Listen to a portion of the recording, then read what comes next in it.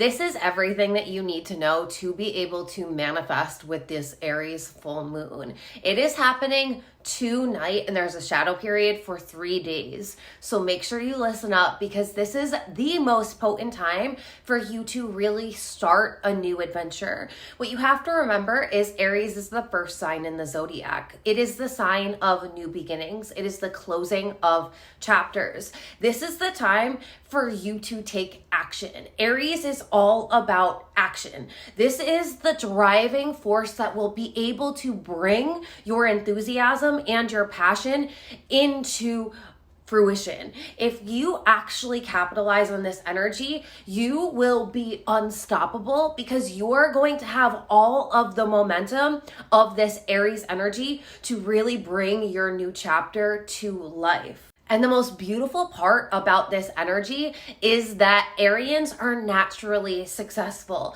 because they have the energy to bring their creations and their dreams into life. So this is the time to start making the moves, to take risks, to really go after what you've always been wanting to, or what you've really been feeling is in your heart to do for yourself, even if it doesn't make sense to anyone else, even if there's all these shoulds why you shouldn't do it.